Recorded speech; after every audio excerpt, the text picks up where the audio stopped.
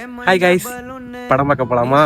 அப்படி என்ன மூவிக்கு போயிட்டு இருக்கேன்னு பார்த்தீங்கன்னா யூத் மூவிக்கு தான் கைஸ். ரொம்ப நாளாக பார்க்கணும்னு நினச்சிட்டு இருந்தேன், நான் பார்க்க முடியல. இன்றைக்கி தான் கைஸ் பார்க்க முடிஞ்சு. சரி டிக்கெட் எடுத்துகிட்டு சாப்பிட வரலான்னு வந்துட்டோம்.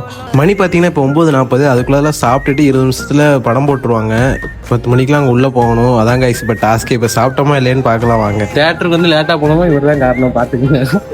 சாப்பிட்டு முடிக்க பார்த்தீங்கன்னா கரெக்டாக 9:55 ஆயிடுச்சு. கைஸ் பார்த்தீங்கன்னா இப்போ அவசரமாக சாப்பிட்டுட்டு அவசரமாக போயிட்டு இருந்தோம். கரெக்டாக டைமிங் போயிடுவோமான்னு தெரில. பார்ப்போம் வாங்க. ஒரு வழியாக வண்டியை பார்க்கிங்கில் போட்டு தேட்டருக்குள்ளே உள்ள வந்துட்டோம் கைஸ். வந்து பார்த்தா தான் தெரியுது ஆட் ஓடிட்டு இருக்கு. பல போராட்டங்களுக்கு பிறகு ஒரு வழியாக படத்தை போட்டாங்க. ஃபர்ஸ்ட் ஆஃப் பார்த்தீங்கன்னா ஹீரோ வந்து எந்த கவலையும் இல்லாமல் ஸ்கூலில் ஜாலியாக பசங்களோட ஃபன் பண்ணிக்கிட்டு இருக்காரு. ஆனால் அந்த இன்ட்ரோல் பிளாக்கை மட்டும் பார்த்தீங்கன்னா இன்ட்ரோல் பார்த்தீங்கன்னா தரமாக இருந்துச்சு. இதுக்கு மேலே தான் படம் சூடு பிடிக்க போகுது. எல்லாரும் பார்த்தீங்கன்னா பாப்கார்ன் வாங்கிட்டு இருந்தாங்க. நாங்கள் வந்து ஒரு டம்ளர் தண்ணியை குடிச்சிட்டு உட்காந்துருந்தோம். இவங்கள பற்றி சொல்லாமல் இருந்தால் எப்படி? தலைவன் படத்தில் ஒவ்வொரு சீனும் பிரிச்சுட்டாங்க. தலைவனும் அவரோட டீமும் சரியான ஆக்டிங், பர்ஃபார்மன்ஸ்லாம் வேறு லெவலில் இருந்துச்சு. நம்ம ஹீரோ டான்ஸும் பர்ஃபார்மன்ஸ் சூப்பராக பண்ணியிருந்தாரு.